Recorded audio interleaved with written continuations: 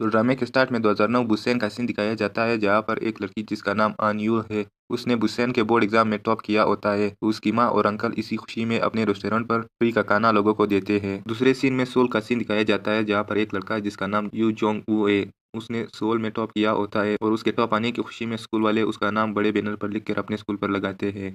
तो कुछ टाइम बाद अनयूल की फैमिली इशू की वजह से बुसेन से सोल शिफ्ट होते हैं। तो अनयूल इत्तेफाक से उसी स्कूल में एडमिशन लेती है जहाँ पर जोंगू पढ़ता है। तो टीचर अनयूल को क्लास में इंट्रोड्यूस कराता है और इन दोनों की वार शुरू हो जाती है। तो क्लास के बाद जोंगू और उसके दोस्त अनयूल से मिलने आते हैं। तो अनयूल उनसे कहती है, तुम सब दफा हो जाओ, मुझे पढ़ना है अभी।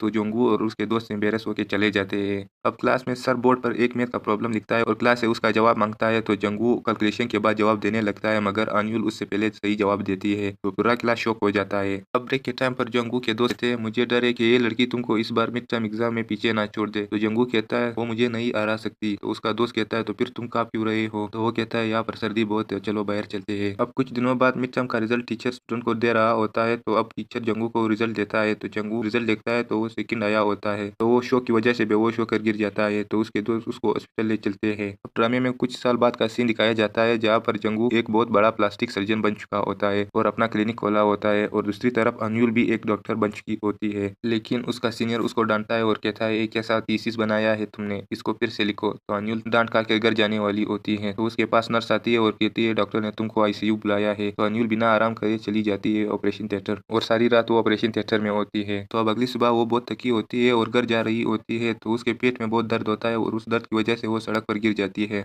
तो एक ट्रक ने उसको ऑलमोस्ट हिट किया होता है, लेकिन वो बच जाती है। और दूसरी तरफ जंगू के पास एक रिच फैमिली की लेडी आती है सर्जरी के लिए। तो जंगू जब उसकी सर्जरी कर रहा होता है तो उस पेशेंट का ब्लड प्रेशर बढ़ जाता है और उस पेशेंट का ब्लड नहीं रुक रहा होता और ब्लड लॉस की वजह से उसकी डेथ हो जाती है। तो इस एक्सीडेंट के बाद जंगू की बहुत बदनामी होती है और उस लड़की की फैमिली ने उसके खिलाफ कोर्ट में केस कर दिया होता है। तो कोर्ट उसको गिल्टी करार देता है और उसके क्लिनिक को बंद करवाता है और उसको 1 बिलियन जुर्माने के तौर पर जमा करनी होंगी। तो वो उसको अदा करने के लिए अपना घर और गाड़ी बेचता है, लेकिन आधे पैसे जुर्माने के अभी भी रह जाते हैं और वो किराए के रूपटॉप में शिफ्ट होता है। और दूसरी तरफ अनिल एक साइकेट्रिस्ट के पास आई होती है। तो वो कहता है, तुम्हारा पेट का दर्द फिजिकल नहीं मेंटल है, ये पेन तुमको डिप्रेशन या स्ट्रेस की वजह से हो रहा है। अगर तुमको ये दर्द खत्म करना है तो तुमको उस चीज को खत्म करना होगा जो डिप्रेशन और स्ट्रेस कॉज कर रही है। तो अब अनिल घर पहुंचती है तो वो सीढ़ियों से सीधे रूफटॉप चली जाती है। तो देखती है कि छत पर कौन है। तो वो देखती है कि ये तो जंगू है। तो वो दोनों एक दूसरे से बहुत टाइम के बाद मिलते हैं। तो वो एक दूसरे को देखकर बहुत शौक हो जाते हैं। तो अनिल उससे कहती है, तुम यहाँ क्या कर रहे हो? तो जंगू कहता है, मैंने इस रूफटॉप को किराए पे लिया है। तो अनिल भी इसी घर में रहती है। तो ये जानकर जंगू बहुत शौक हो जाता है। तो अगले दिन अनिल ने रिसर्च बहुत अच्छे से लिखा होता है, लेकिन उसका सीनियर उसको फिर डांट कर बेइज्जती करता है। तो अनिल को गुस्सा आता है और कहती है, ये रिसर्च इसलिए खराब है क्योंकि तुमने इसे खराब प्लान किया है। तो सीनियर को गुस्सा आता है, तुम्हारी ये हिम्मत